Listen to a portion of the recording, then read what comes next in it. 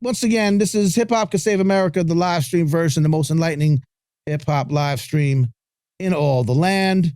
And as promised, let's make this thing happen. Let me bring on a good, I don't say good friend. People say he's a good friend of mine. Not a good friend of mine, but I know him and I like him and we're cool. So how about that? My man, my mellow, Marlon Richardson, aka UnLearn The World. What up, sir? Peace, my brother. How you feeling? Can you hear me okay? I can hear you well. I can hear you Want to quite make sure well. I'm loud and clear, and I appreciate the support and that you like me. I really appreciate that. I do. I don't always have people on here that I like. You know, some people I just know. No. But, in the world of broadcasting, that's kind of par for the course, right? That's what it is. What I do like is that we have hung out in person a couple times. That helps, learn something about somebody and see how they do. I've watched you present. I've watched you perform.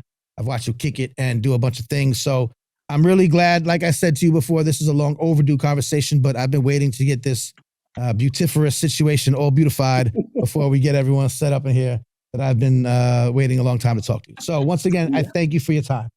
Thank you. I appreciate you, bro.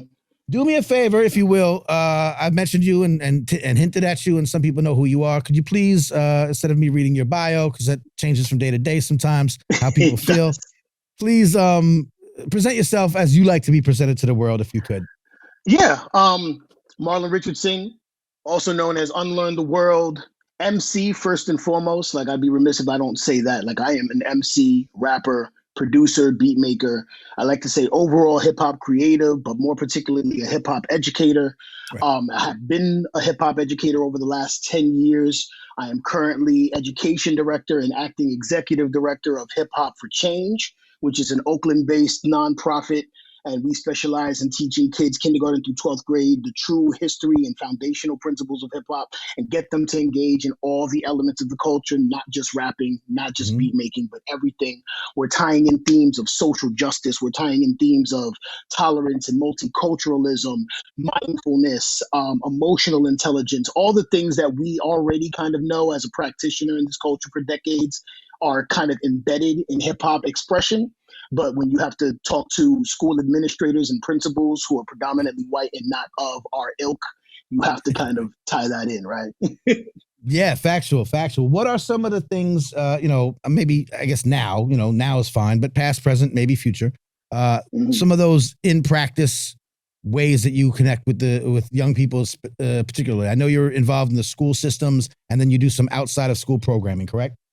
Yeah, so we cover the gamut. So our main kind of priority is being in schools. And I think it's important for students in their journey in terms of education, their academic careers, but also their journey of self-discovery, to see artists, practitioners in their classrooms, see artists of color in their classrooms who can provide that level of education that's at par with their English teacher or their math teacher or whatever the case is. So that's kind of our main focus. Aside of that, we do progressive hip hop events. So over the last 2 years, we've done things like a Women's Empowerment Summit, Environmental Justice Summit, which is one of our flagship events. We do hip hop summer camps where we teach kids about the environment and environmentalism, environmental racism, all of that, but then we pay them to put together hip hop projects. So that's one of our flagship programs called Agents of Change. And like I said, we just continue to do community-based hip hop events that are, for the most part, all ages. So there is no age barrier to participate in some of the events that we have going on. And we really try to make our spaces communal in that we are really getting down to the root of what hip hop culture is about, is to empower the community. Right. And one thing that I recognize as an artist is like how we're $1 billion industry, and we shout out, we're straight out of Compton, we're straight out of Uptown, we're straight out of the Bronx, we're straight out of this place or that place. But then when you go to those spaces, they look the same as the struggles that we came up with in the 80s, the 90s, if they're not already gentrified. And it's not like we're the ones doing the gentrification. Right. So the question I always ask rhetorically and practically is, how do we improve the neighborhoods that produce the artists that produce this culture? You know what I mean? And I think that we're uniquely positioned to provide an answer to that and hope to use it as a proof of concept moving forward. Yeah, I was going to ask, I was going to play this, I was going to play white devil's advocate and say, why I was gonna say, why? Well, why? You could teach kids about environmentalism without using hip hop and da da da. But you've already kind of explained that, like, this sort of immersion, this sort of intersection, is a more powerful way to do that. Can you just, for the naysayers, for someone who's listening for the first time and saying, I don't know about hip hop being used to teach and empower, what does that mean? And just give folks the layman's version of empowering people through hip hop. Yeah, certainly. So it really comes down to the who and the how, as far as I'm concerned, right? Okay. The who is, who are we trying to empower? Who are we trying to educate? And a Right. lot of that, in many cases, are young people of color who are, Right. for the most part, disenfranchised as it relates to their political system, their education system. They don't feel they have a voice. They don't see themselves represented in the history, the content of their education or anything. So to bring people of color who but with that said, they all, for the most part, identify or are familiar with hip hop culture.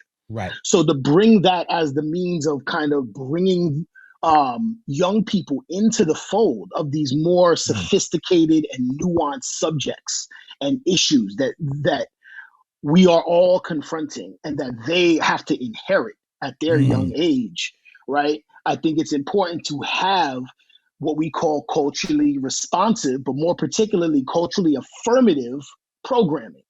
Right? Culturally responsive in that we are using a medium of expression you're familiar with to educate you about concepts that may be foreign to you. Number one.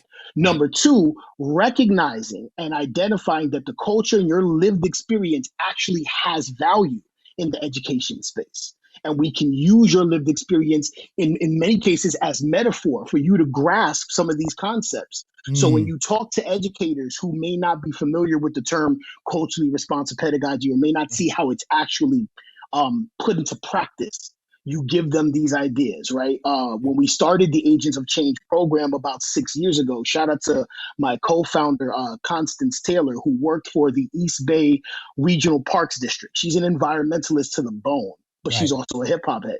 Right. So she came to us just kind of ideating on how do we partner? How do we collaborate? And I said, well, hip hop started in parks. That was kind of the auspice by which we started everything for that program. And again, it's our flagship program. We've ran it now for 5 years constantly. We've expanded it more and more. We're bringing more kids into the fold of that community. And we're seeing amazing things happen outside of that. Kids are doing murals, kids are performing, but all with a sense of environmental awareness and responsibility and all the other things that we try to implement. Yeah, brilliant work. Let's take it back a little bit. Young Marlon. Yeah. What was young Marlon doing? Where was he? What was he getting into that led him down this path? I'm sure it's, we didn't come up yesterday. It's the long path. You can give me the truncated version. But give me the bullet points of, your life and travels, that got you to this point. Yeah. I'm a boy from Washington Heights, New York City, right? Right above Harlem, right across from the Bronx. Yep. I grew up and was groomed in not only the birthplace of hip hop, but the golden era of hip hop, right? Yeah. I'm an 80s baby going into the 90s. And I used rap for myself as a unique way of making sense of my upbringing. Like that was my way of kind of like making sense of my life. I grew up with a woman who was Jewish, predominantly, white. So I'm a dark-skinned Dominican kid, Afro-Latino, growing up in these predominantly white spaces. So I'm often caused or made to like reflect inwardly and be very introspective and hyper aware of my surroundings. But when you see artists like a Rakim or KRS-One at 10 years old, you see people who look like you exude this level of confidence and this level of awareness that you aspire to become. And I started just using rap to make sense of my own life as a creative outlet and really just rapping to myself. I wasn't trying to get famous. Nobody knew I rapped really, you know what I mean? But then 1994, Illmatic album drops. The song The World Is Yours is on Hot 97 and all of that. My cousin got the vinyl and he's playing it on his DJ equipment in his house. And that's where the bug struck me, right? Writing a book of rhymes or the words past the margin. I'm literally going to Woolworth the next day to buy rhyme books. Shout out to those people who are old enough to remember Woolworth. That's right. You know what I'm saying? So, and that just started my journey. You know what I'm saying? From then on, like I was really trying to just become a really good rapper. That involved me going into libraries and reading books from cover to cover, expanding my vocabulary to find words to articulate not only how I was feeling, but what I was thinking. And having that language just made it became a superpower in the midst Right. of all my friends, in the midst of the performing arts high school that I was at. Like, it just became this thing where it's like, oh, me being able to talk can get me into rooms that most people like me or who look like me aren't able to get in. So I'm gonna use this. I'm gonna really leverage this to go as far as humanly possible from the fates that would be prescribed for me otherwise, right? That's a Jail. pretty profound. all of That's that. a pretty profound thing to make, to connect in your mind when you're younger. When a lot of folks were just trying to rap to be famous, you know what I mean, or trying to rap to Yeah, be. But for you to say you already noticing that this is providing me with life skills outside of whether I become a star or not, right? 100%, right? Yeah. Like, yeah, I mean, I think part of your adolescent goal is to become famous and get some level of gratification that you may not get in your life. But Right. for me, there was a transformational opportunity. And if there's one thing that I can remember from being that young is I wanted to make myself better, right? I moved away from the woman who raised me back to my biological mom in the city in New York. And one of the things that were being told to me by older people is you're going to end up either dead or in jail. It's like a scare tactic, right? Because of this radical decision that I made at such a young age. And I wanted to prove them wrong. So as much as I would like to say it was all high-minded and sophisticated, it was no, I wanted Okay. to prove people wrong, right? If you think I'm gonna be a criminal, I'm gonna be the exact opposite. I'm gonna Fair be enough. hyper intellectual, hyper mindful, and I'm Right. gonna be extremely talented. And that's what I worked towards doing my entire high school career. I interned at Loud Records, Bad Boy Records, all the record labels that you could think of, just trying to get on and learn the music industry, but Right. not for the sake of the music industry, for the sake of the culture. Right. Loving the culture and knowing the elements and trying to like find a happy medium in my life between superstardom and cultural and community responsibility. I love it. A lot of people from our particular kind of age range or era, that pursued the arts also Yeah. feel that we vibe with that. That's not, that's a thing. That was a thing. When did you first say when in the intersection of education or saying as a technique for learning, as a space for learning, as a tool for learning or teaching, like when did that thing happen? In two instances. Yeah. The first one was when I was 15. I was tapped by my math teacher in high school to write a script that involved turning rap rules or math rules into raps in order Okay. to learn. So I wrote a script that then became the film Rapmatics. This was a academic film that was offered in catalogs all throughout the country. Check the Joe, I how to multiply monomials. You probably wondering, what about exponentials? Exponent, the other component that you use. Multiply the numbers, add the others, that's all you do. 3x to the second times 5, x to the second, 15x to the fourth, easy, that's all. Now in this verse, it's like multiplying but reverse. This between you and I, first you divide, then subtract. The numbers that you add, now you take back. Same facts, not multiplication, understand that. 2x to the third, divided by 2x to the third, just get a 1. And now, my verse is done. And it was produced by Derek Phillips. Shout out to Derek Phillips. He was I think he was my 10th grade math teacher. Mm-hmm. And from there, like that, I started automatically linking the value of hip hop in educational spaces, right? Me writing that script kind of put me on that road. But then, outside of that, I wouldn't get that bug again until I was in my 30s. And in 2014, I was blessed to go to an artist retreat of sorts in Havana, Cuba. And there, not only did we do cultural exchange where I learned Afro-Cuban drumming, I learned some salsa, but we were also encouraged to teach people what we knew as a songwriter, as a beat maker. So there was this like healthy cultural exchange that was going on that allowed me to not only teach what I know to other people, but then be aligned and be around other people who were using art as education. Whether they were dancers, filmmakers, whatever the case is, I'm in a group of people who are literally teaching artists. Yeah. So within a year of that trip, that was 2014, so it's almost 10 years. Within a year of that trip, I quit my normal 9-to-5 day job and I started becoming just an artist educator. teaching songwriting, teaching beat making. Shout out to Today's Future Sound. They gave me the opportunity to like really get in there and volunteer and do all of that. Great organization. That was the start. Yeah, totally. Yeah. That's dope. That's interesting. Yeah, it's funny. All the years of being a practitioner, I rapped for a little while. I was a beat maker. I had a home studio. I did demo tapes for the local cats, that kind of thing. I made remixes for a bunch of years. So I was kind of in the mix. But it wasn't until I was running Birthplace Magazine, when I was journaling the New York City scene, when I even understood that teaching artists was a thing. Yeah. You know, like teaching, or the concept of a teaching artist. Like, we don't hear enough about that. Totally. Meanwhile, you're doing it like decades, ago, but there's people out there that were doing it before you that put you on, you know what I mean? Like, totally. I mean, I'm a product of a performing arts high school. All my teachers were teaching artists, right? That's like the kind of like the thing is like my teachers were telling me about auditions and telling me about other things that they were working on aside from being in my classroom. Yeah. So I combined the two, and then one of my best friends kind of took that lead well before I started.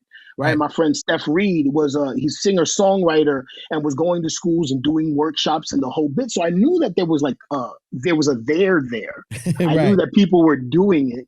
I didn't know how successful it was. I didn't know in what proximity to the music industry that I wanted to be part of was. So you don't really kind of flock to it. But when you're having an existential crisis in the way that I did by the time I'm in Cuba, you just want something new. Right. And it's like, well, let me go back to what Cuba awakened for me was that 15-year-old that wanted to just express himself and be around a community of people who got it and were willing to give that expertise or that experience to the next generation. So that's what it awoke in me about 10 years ago. Shouts to that one teacher, because there's always that one teacher. Early, you know what I mean? Shouts to Andrew Wang in the chat, who says his high school teacher was teaching about crossing genomes using crisscross. So, there you go.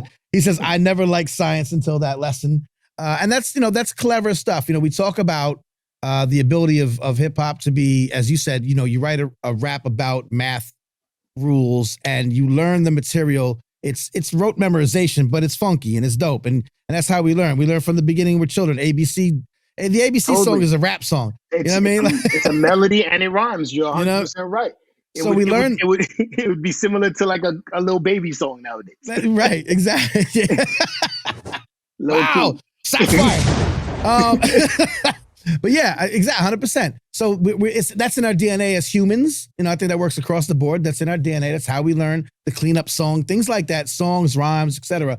But what's great about what happens to the next level is you start to see other skills like critical thinking, and these are skills that can come out of the same practices. It's not just rote memorization and repetitiveness, but it's critical thinking, it's social and emotional learning, it's other, just by being either an artist, a teaching artist, or an artist with intent, right? Is that sound right? I think that rings true for me. I think for me, I've always been an artist with intent. I'm hyper intentional about what it is that I want to say and what it is I want to give to the world. So I think having intention behind your educational approach, right? Yep. Like you said, we always have that one teacher who's super prepared. Right. They know what they want. They know what to do. They have do nows lined up for the next 3 months. They know what source material they want to use to convey specific points or philosophies. And I've always responded well to those kind of teachers, right? Yeah. The Captain, My Captain, Dead Poet Society type teachers who can literally transform your life with a conversation. Yeah. But that's off the heels of being kind of aware of the Malcolms of the world, the Marcus Garveys of the world, like responding to those kind of personalities, right? Like in lieu of me having a dad, reading the autobiography of Malcolm X was my father, right? Watching Bob Marley was my father. Like these kind of iconic people, even Bruce Lee, like these are people who I was drawn to because I needed that level of energy in my life. But then fast forward as an educator, I try to have that kind of that transformative approach as well. And then I build it into the curriculum that I develop. Yeah. If you're watching or listening, because we will put this on the audio feed, we're talking to Marlon Richardson, aka UnLearn The World, the education director of an organization called Hip Hop for Change, based out in the Bay. Unlearn the World. Give me a synopsis of the derivation of that moniker. Look at those big words. I should be an educator. You was killing it. Like that Come was like on. 25 words Let's over go. and over. You was killing it. Oh, hats off to you for that one. It's so many things at this point, right? Like it's a brand, it's all these, it's a philosophy, it's a lot of different things. I said when you're coming on, I was like, it's a concept, but it's also a person. Yeah, you know what I'm saying? Yeah, but I think I like to lean more towards a concept because personalities are you know, I try not to get into the cult of personality. You could like me as a person, but love the concept that is Unlearn the World. I like the concept. Tell me about it. I got it. So one of my favorite movies is Higher Learning by John Singleton. The late great John Singleton. It had Ice Cube. It had Busta Rhymes. It had Omar Epps from Juice in it. Had pretty much all the stars of today in Black Hollywood were in that movie in one way or another. Right. And I not only identified with some of those characters, but I wanted to be those characters, right? And at the end of the movie, in big bright red letters, it says unlearn. And that's that word when I was watching this movie at like 13, 14 years old was really like interesting. So as I started developing my artistry, I was always nicknamed It was short for unorthodox because I was a battle rapper. I was going borough to borough, going to projects I shouldn't have been in, trying to see who's the dopest. And so it was unorthodox. And then I cut that short to be and people nicknamed me When I was trying to get a record deal, I knew that unorthodox was way too complex. So it was But then as an independent artist getting ready to put out my first album or start putting out projects, I said, you know what? I want something that actually means something. So I'm going to harken back to this word. I saw it in my favorite movie, unlearn. And that's what I'm going to use. But then trying to put out music, there was a group up in Canada also called UnLearn, and I didn't want us to be confused, right? I'm more hardcore hip hop, and they were like ambient house. It was like two different worlds. Okay. So the song that made me want to rap was "The World Is Yours" by Nas. Right. So I combined the two just as like a thing for me, like unlearn the world. But then it became this concept. This became what I now like to call my life's work, is to break down the societal conditioning that we are all embedded with, right? We come into this world, and no sooner than we are born, you are bombarded with expectations and definitions of yourself. People are telling you, history is telling you, your classroom is telling you who you are or what's expected of you, whether you're a person of color, whether you're in an affluent white neighborhood. People are telling you who you should be and what they're expecting of you. And me just kind of very resistant to that idea that my destiny should be laid out by people who are not me. I always tried to buck that. So for me, it's just kind of a calling to not only break down societal conditioning, but break down the myths and the lies that you are telling yourself that are rooted in some experience that no longer serves you. And to really call account and call attention to behavior patterns and forms of thinking that are inhibiting you from reaching your true potential as a person. Right. So the more I understand that concept and the more I see that name on my merch or on an album cover, it reminds me of the growth work that is necessary for me, let alone anybody else, in order for us to reach our full potential. Yeah, that's dope. That's a lot better than when I wanted to pick a rap name and it was between Manny Faces or Dick Dastardly. So I would have went with Manny Faces. See, that's what I'm saying. It's not as deep, and actually, I do have a little backstory, but I like your backstory. I like your moniker's backstory. I appreciate that. Going back to the educational space or the educational work you do, especially with the way you go into schools and work with with young folks. I like to ask this about anybody kind of in our positions. I do some of the same stuff when we go in or we talk to young people, and then we see the results that don't often get the media attention. We don't get written up. You don't get written up as much as you should. Your organization doesn't get the press it deserves. But you see things in there that every time you do it, it lets you know, man, this works. So it's an anecdote. It's not. Don't give me stats. Don't give me a research survey. Just tell me something that makes your heart sing. When you work with some young people, you've come across something, you've done something, and you're like, man, this hip hop thing is so good at this. It's so good for this. Just give me something Yeah. that pops in your head. I'm sure you have plenty. I mean, there's so many light bulb moments, right? We're looking, as an educator, you're looking for the light bulb moment when a kid reads or understands a concept and they get it and their brain is like, whoa. Right. I just had one of those. I've been teaching a songwriting class called Lyricist Lounge at Oakland School of the Arts. It's one of the premier performing arts high schools in the Bay Area. New semester, just got a new student. We're talking about songwriting, extremely talented student, right? Right. And as I'm introducing concepts that I adhere to as a songwriter, I see his brain just go like what word? Like he's bugging out. He's unable to hold himself in his seat because the things that I'm telling him are resonating with him as a songwriter who does the work. But I've seen that time and again. I've seen it with other educators in our team who teach classes and have a whole group of fifth graders really cheering each other along as they recite their group rap that they came up with together. The culminating events of our Agents of Change program, where after a week of learning about the environment and learning hip hop, it all comes together for these kids to write these rap songs and to support one another, right? Whether they're dancing, whether they're singing, those are the moments that I'm just like, this is what this culture is about. These are the transformative qualities. Or even the emails that I get from students years later saying, hey, you came to my school to teach a beat making class. I love beat making now. I'm working on it. I'm producing with other kids, things of that nature. When I'm working on an album and one of the kids or one of the people playing the keys on my album is somebody I taught in 7th grade, right? And now we're collaborators. These are the anecdotes that you're talking about that become that become a challenge to quantify in statistics and data and all the things that predominantly white philanthropic spaces want in order to give you money to do what you're already doing. Right. No, I got you. A running theme, a recurring theme throughout the entirety of this podcast and the folks that I've talked to, many of which, and we've crossed paths with, has always been that translation. How do we translate what we inherently know as hip hop heads, as hip hop based people? We know this stuff. I don't know how to explain this, but that's part of the job is to now explain it. You have to quantify it. You have to translate it to the terminology that they use. And that's a difficult challenge. And it segues nicely. I wanted to switch gears right quick. I hope I have you for a little bit more time. Yeah, I'm here.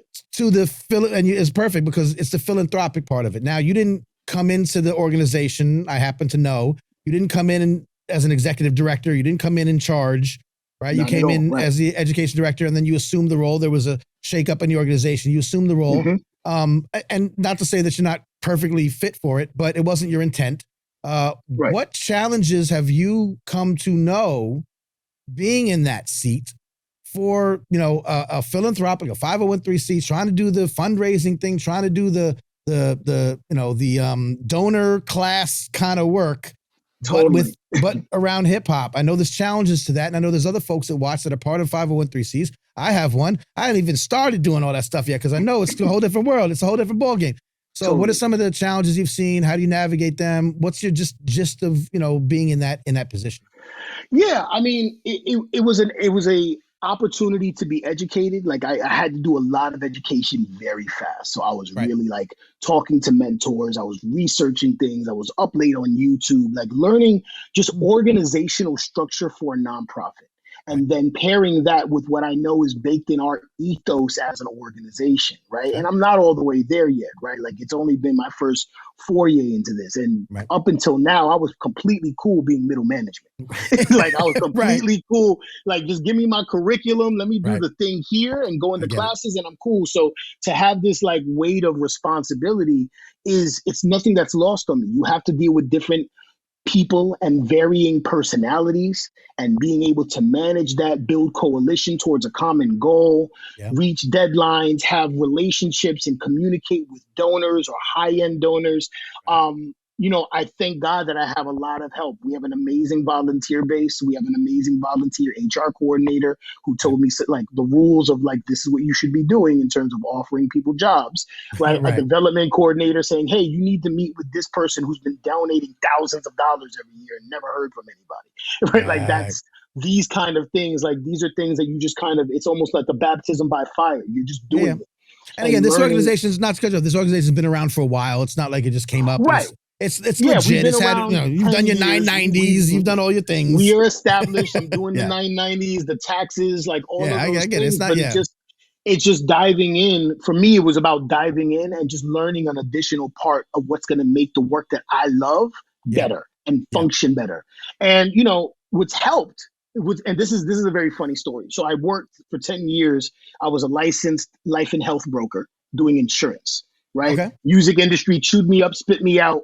I moved to California from the hood, Washington Heights, Right. and I had a temp job as an insurance file clerk, and I was using that temp job on my resume to get other insurance jobs.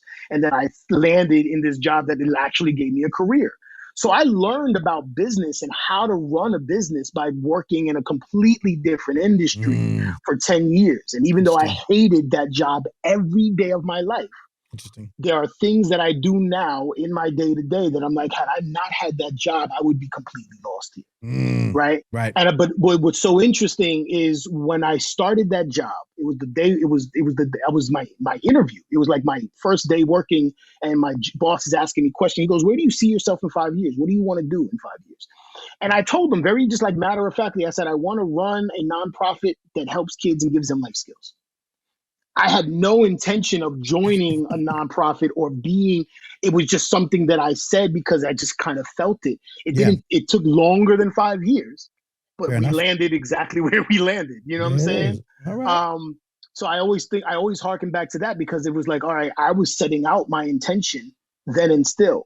And the purpose of me having that job was to give me the skills that I now apply today. Right. Yeah. Well, you know how they say sometimes the saying with the one door closes and open door another. Exactly. I mean, it's true though. Like when or you just gives you think, keys to another house. Like that's what I'm saying. Like it really does. Everything is a conglomeration of what you've picked up along the way. And if you keep kind of head in some general direction, you're going to end up in a place where all of these skills, talents, and experiences kind of come together and give you something to work with. 100%. Just want to say, listen, if you're listening on the audio feed, I'm going to shout some people out that are in the chat. Just want to say, hi from them to you, UnLearn the World. But if you're listening, you should be checking us out on YouTube. We're every Monday night live. Go to hiphopcosaveamerica.com/watch. Carla A is in the building. That's a new friend of the room. And she said happy birthday to us Aquarius. So I appreciate that. That's a beautiful thing. Yeah, my son's an Aquarius. That's what's up. Let's go. So is my daughter, baby girl, the world famous baby girl Faces. Birthday is Wednesday. Andrew Wang says you're the education grandmaster of hip hop. I like that. You should bless his soul. Put that on a chain.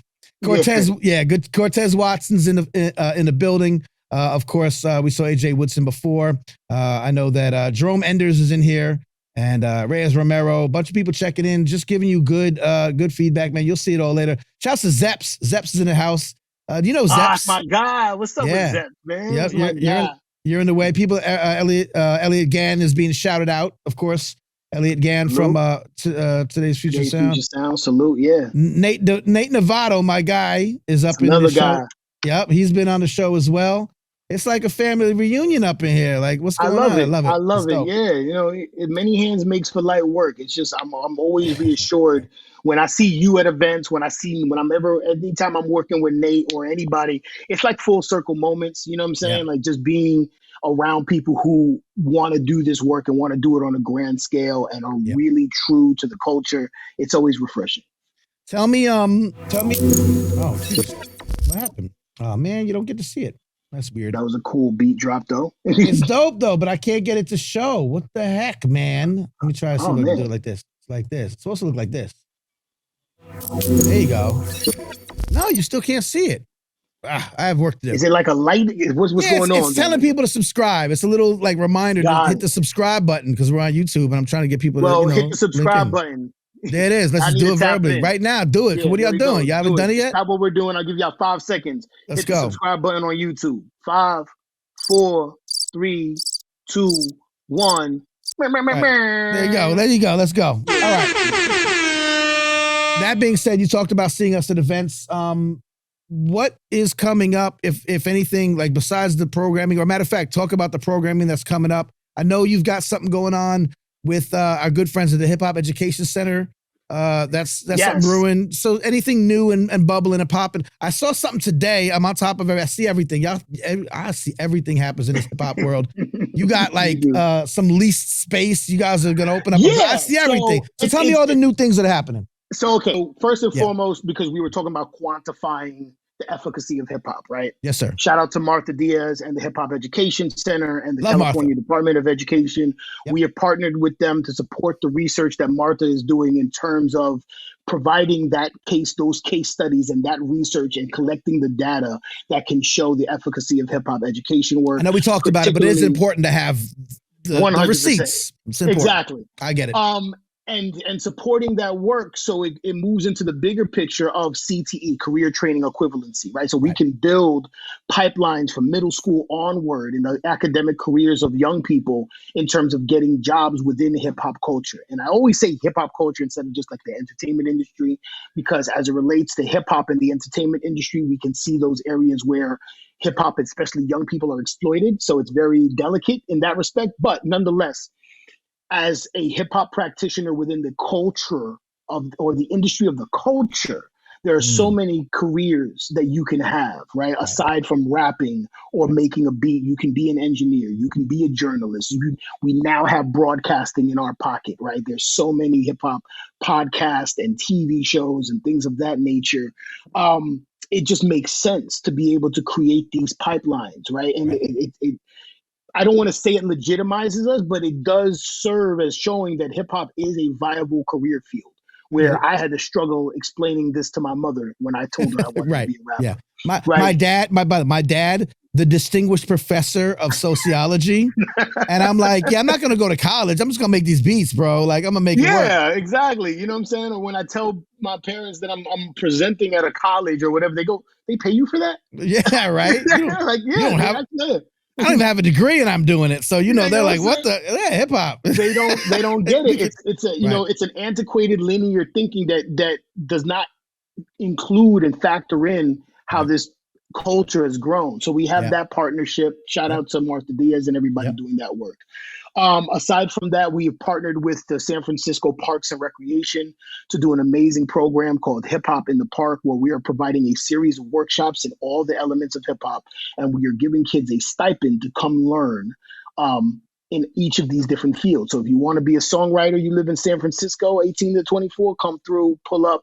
You're gonna learn from artist mentors, all of these different things. We also have our Pipeline to Positivity program, which is very similar to the Hip Hop in the Park program, only it focuses on systems impacted youth. So kids who are in GED programs, alternative high schools, who are currently on probation, who are the children of incarcerated people, those are the kids we want to come into this program. And then they also get paid a stipend to participate in a series of workshops that give them career skills. It's kind of like hip hop workforce development. Nice. And all of this ties into what you just recently said. We just signed the lease on a film, music, and content creation studio. We've already had one for the last 3 years. We now expanded to a bigger space. So instead of just one floor where you can do stuff, we have 2 whole floors that are going to be dedicated to kids coming in and filming content, recording music or podcasts, learning how to do that, film editing, shooting music videos or doing photography work, set design, all of these different things that we now need, right? Right, because like you said, we have these things, you need these support, exactly. You need the support staff, yeah. So imagine you have your program or you come to on location in San Francisco to do Hip Hop Can Save America, right? That'd be nice. Imagine having young people, high school kids, designing your set and running your broadcast. That's the hope and the goal and the objective. We're launching a 24/7 radio show that's going to be primarily focused on independent and local hip hop artists. Right. So, you know what I'm saying? When you can't get on the Clear Channel network and you don't want to pay payola, send that heat over here. We'll slap it. We'll give you shout outs. We want to give artists their own platforms to broadcast and curate their own music. But it's really geared towards young people. When I say young people, I'm not, 24 and under is what we consider young. Right. yes or no, whatever the case is. But with that said, we also provide resources for local hip hop artists, right? So if you want Right. to learn more about branding, you want to learn more about building your audience, or you just want to give back to your community, which is the Yeah. main thing, right? Like Right. we have those opportunities either as a volunteer or even to get paid to go and teach what you know in Yeah. our classrooms, to be trained. We have a training onboarding program where you want to learn. We teach you about culturally responsive pedagogy. We teach you about the hip hop history of hip hop if you don't already know. We Right. give you the professional development tools as an educator in terms of best practices in classroom management, dynamic mindfulness, trauma informed care, nonviolent communication. We are retrofitting you as an individual to go and teach your craft to the next generation. There you go. All the things, as they say, all the things. All the things. It's really dope work. I'm, really impressive. Gamut, like you said before. You run the gamut. You're hitting all kind of age ranges. You hit all the important factors, and you're in the schools, but you're also developing community-based stuff. It's all the things.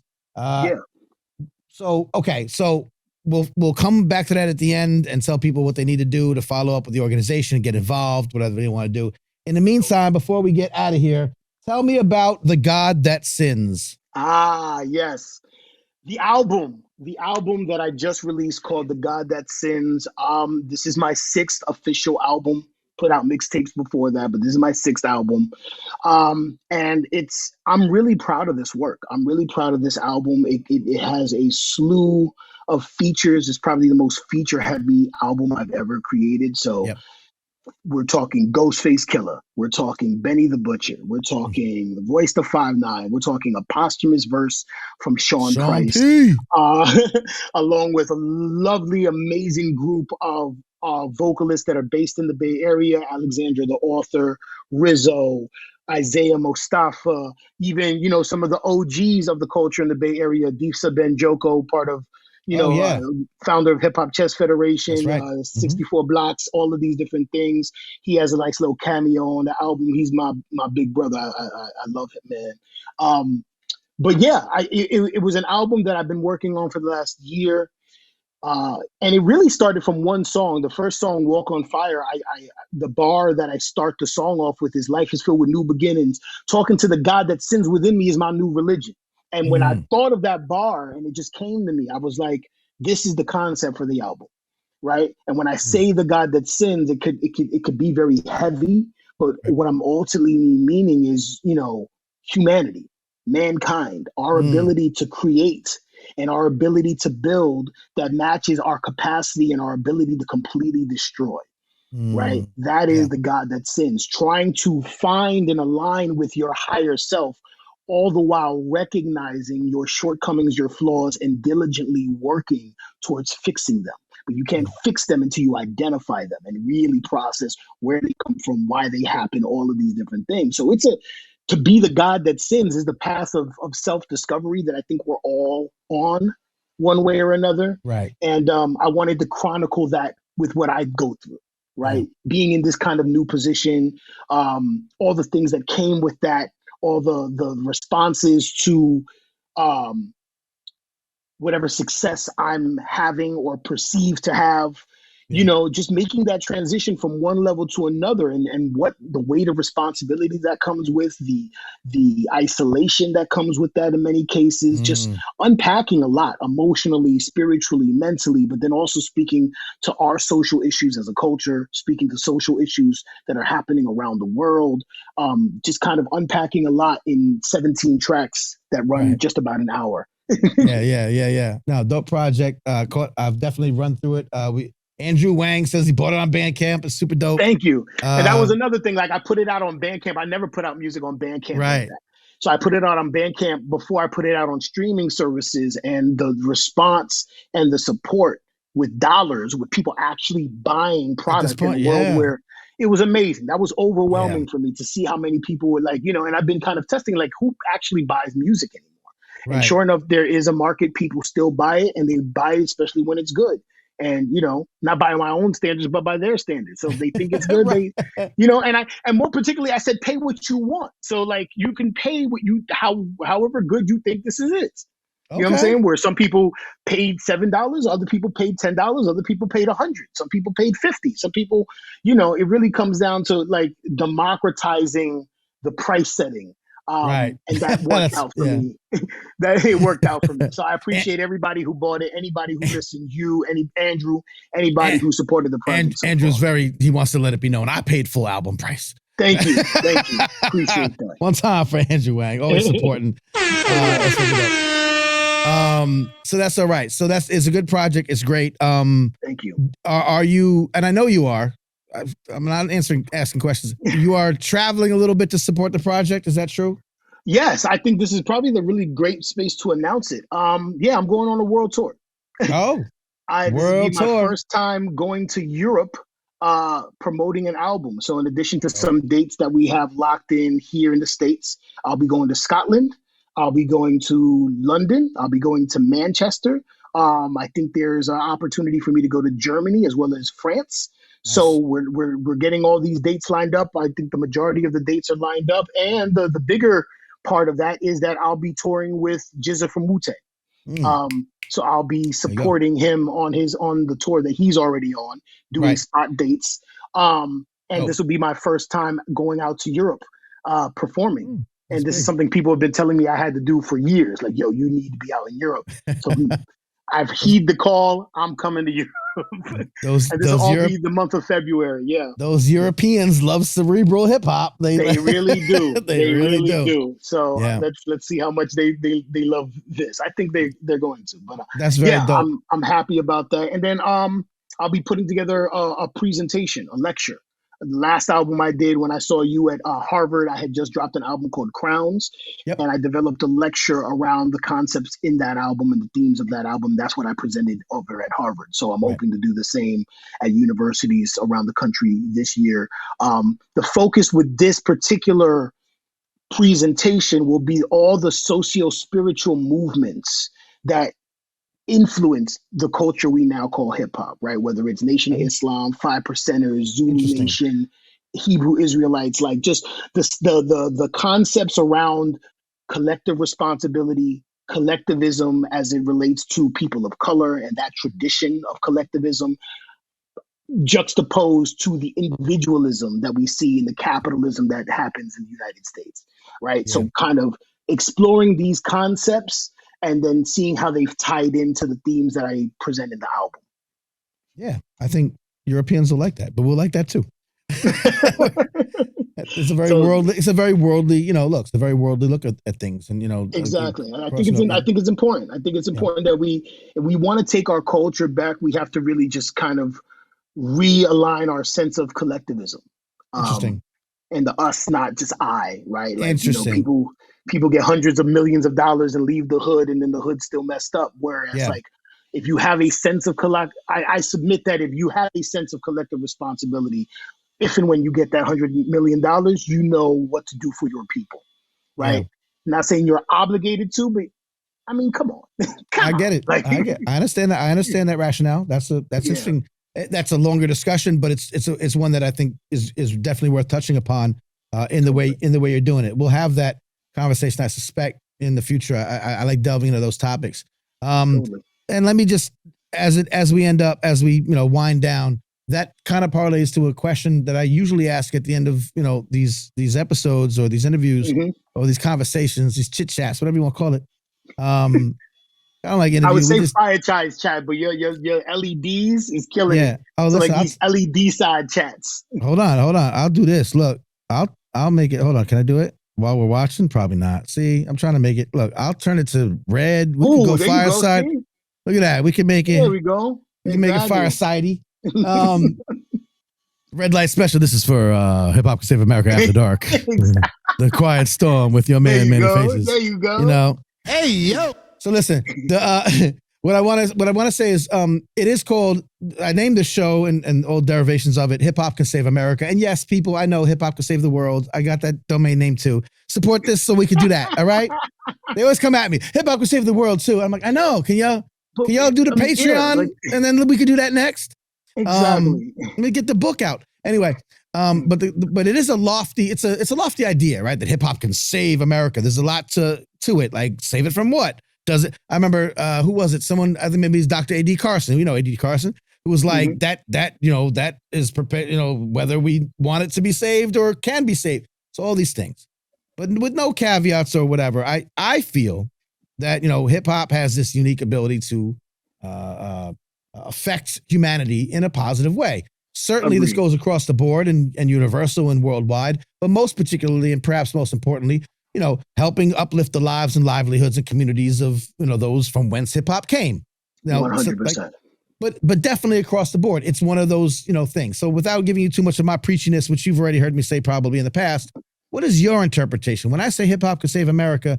Tell me I'm right. Tell me I'm wrong. Tell me why. Tell me what you think of when you hear that phrase. Yeah, I mean, I think we're very much aligned and we recognize the transformative nature of the culture that we love so dearly, right? Like that's number one. I don't think there's anybody in the chat or watching this that doesn't believe that hip hop has this transformative power. So now that we've recognized the transformative power, it's transforming what? What are we transforming, right? We're transforming ourselves first and foremost. I always say that hip hop is remix culture. When I introduce the history of hip hop to young kids or even kids at the collegiate level, I say you need to understand that hip hop is remix culture. Grandmaster Caz said hip hop did not invent anything, it reinvented everything. So as remix culture, what you are ultimately remixing by engaging in these elements is yourself. You are retrofitting yourself for the life that you are about to manifest and having the ability to articulate your desires, your intentions, and everything. Having the language to process your emotions gives you that ability to transform yourself. By transforming yourself, you can then transform the communities and the circumstances that you come from. Knowing that about hip hop, how do we then apply it across the board, right? I also often like to say hip hop is the dream that Martin Luther King was talking about. Right. When he says, I have a dream and white little boys and girls can hang out with black boys and girls, you go to an everyday hip hop show and that's exactly what you see, right? Biggie said it was all a dream. Now, when you look at that, what is dead smack in the middle of their two generations is the creation of hip hop.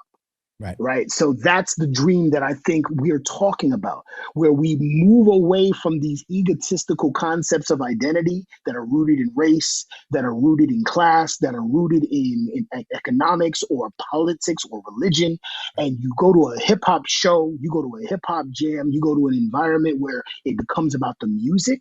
It becomes about the vibration and you see people harmonious. It doesn't, at that point, right? No different than the Bronx in the 70s. It didn't matter if you was a savage nomad or part of the Ghetto Brothers. I was just watching Rebel Kings yesterday. You came to experience the jam and you came to the jam under the auspices of peace, love, unity, and having fun. And if you didn't, you were coming to that jam to negotiate peace treaties with the people in the space, right? If that can happen in the hoods of New York City, that can't happen on a global level. That can't happen on a national level, like where we'd be ignorant to think otherwise. So we can recognize that it's recognizing the ability, but then having the will to implement that, having the desire to really want to change the world in the way that we see it change the world. And I think that just hip hop provides the broad-based principles that we can start agreeing on so that we're not all in argument. And I think that we're in a climate now where everything is polarizing and it's fraudulently polarizing because people need engagement, likes, clicks, and clout. That's true. So you say hyperbolic things because you want somebody to disagree with you. Right? It's a hard time for a diplomat. It's really hard. So, but if you can kind of move away from that and just say like, yo, can we at least agree like Biggie was a dope rapper? Okay, cool. Can we at least agree like, you know what I'm saying? Like certain songs we can all vibrate to and chill and enjoy ourselves. Okay, cool. Let's start there. And from there, we can again align with broader based principles. Do you love your children? Yes, I love my children too. We love children and we recognize the innocence of children. So why don't we do things in our lives to make our lives of our children a lot better? Right? Like, and you can do that under these broad-based principles that we find in hip hop. Absolutely. So they're inherently there, and that we just got to help everyone, see the light. Exactly. And I think hip hop makes America see the light. We are America's conscience. You know what I'm saying? I'll say that again. Hip hop is America's conscience. The way hip hop goes is a reflection, a direct reflection of what's going on in our world and what's going on in our American society. Yeah. Right. So if you don't like hip hop, if you think hip hop is brash, rude, misogynistic, violent, you have to look at the country it was created in. Brash, rude, misogynistic, violent. Right? You Yep. want it to change, then you know, Mos Def said it. You want to see hip hop change, you got to change the people. If you want to see where hip hop is going, look at where Right. the people are going. Right. Right? So we can start calling back to the foundational principles, the transformative nature and qualities of this culture. If we can start embedding that in our youth, we're going to see over the next 10, 20 years how hip hop evolves for the better. Yeah. Amen. Amen, sir. And it sounds like hip hop could be used for change. Oh, you should start an organization that has. I'm just saying. It sounds like you're and the idea man, bro. Like I'm the visionary. I'm the vision. And through that change, hip hop can then save America. Man, we are. Look at. They didn't do the science, man. You doing Come the on, science man. right Looks now. like we doing it right now. So listen. Come on. So listen, I'm really glad you ended up, where you are. I've followed the organization for a long time. I don't like to. I'll tell you this between you and me, and nobody else listen. I don't like to always, talk to the nonprofit folk. You know what I mean? There's a whole thing. There's a whole nonprofit industrial complex. There's hip hop oriented nonprofits that aren't really, they don't have all that. When I mentioned the 990s before, you know what I'm talking about. You know what I mean? Like on the inside baseball tip. Not everybody's up to speed. I haven't developed mine because I know I'm not ready to do that yet, but I could have and been taking some donations and been like, yeah, I got some money. It's all good. But I do I do see that it's an organization that has put in the work, put in the time, does the right thing, brings in the right people, has the right programming. And the effectiveness is pretty clear. And obviously now you're partnering up and with school districts, other organizations who we respect. And so I really do admire the work. I know it's tough. I know it's tough to do, but it's very valuable. And I think that it's inspiring, and it should be inspiring to others. It's certainly inspiring. I hope so. It's each one teach one, right? Yeah. And I didn't get into this culture not to be able. I'm perpetually trying to heal the 15-year-old in me. And that 15-year-old you're not trying to gatekeep the nonprofits. You know what I mean? Right. But you said it in the beginning, and then you just said it before, where it's you're trying to make yourself better, and in through this all these works, we can all make ourselves better because, like I said, it's inherent in how we see life. Right? The hip hop head just 100%. Sees the world a little bit differently. Yeah, I think your artistic journey, your artistic development, and regardless of what the medium is aligned with your journey and your growth. Yeah, they're the two. The more you know about yourself, the more you can ideate on the life you want. Yeah. But you have to start learning about yourself, and this culture or unlearning or unlearning. Yes, or unlearning. And this culture provides that opportunity more so than any other culture that I've ever come across. It provides that opportunity for deep self-reflection, to create a source of pride for yourself, to create a community around what you do, and for that community to uplift you to be your most amplified self. Yeah. How about this? You keep doing that wonderful work. I will keep amplifying it. Right. Yes. That's my job. And keep doing the work you do as well. Just, you know what I'm saying? Across the board. Fair enough. And we'll link and combine. And anytime you got something else to, broadcast out, you let me know. I know I've been long overdue coming to your neck of the woods. We'll make that work. Although you'll probably be in Europe by then, just gallivanting around. We'll make something happen. We'll make something happen. We need some Manny Faces over here. I appreciate that. Tell the people one time where they can follow up with the organization, where they can follow up with you, where they could. I put the link to the Bandcamp, but just tell people all the things, all the end of interview things. Find us on the Instagrams, right? Check us out on Instagram, hiphop4change. Check out our website and all the events and programming that we have, www.hiphopforchange.org. Consider being a monthly donor. Consider being a one-time donor. We have a bunch of different programs that we're running and campaigns. We would love for you to get involved. If you want to be a volunteer, you can email me. If you want to get involved as an educator in other ways, send me an email, unlearn@hiphopforchange.org. You can find me individually on Instagram at UnLearn The World. The God That Sins album is in your phone right now, or you could go on Bandcamp and pay what you want. Support local artists, support local artistry. Peace and love Yeah. to everybody tuned in. That's what it is. I'll have all these links in the show notes. Once again, if you're listening on the feed, you missed all the fun in the chat. So make sure you're checking us out on YouTube, youtube.com. Forget that part because you won't find it. It's Manny Faces, but whatever. hiphopcansaveamerica.com/watch. That's the easy way to get there. My friend, UnLearn The World, thank you for joining me tonight. Thank you for having a good, inspiring conversation with me. Please come back sometime soon and we'll talk again. Absolutely. Appreciate you, bro. Peace to all. All right, my man. Be safe. All right. Peace. Yeah. There it is. Once again, UnLearn The World, the education director for Hip Hop for Change. Manny Faces. You sick for this one. Sick for this one. Sick for this one.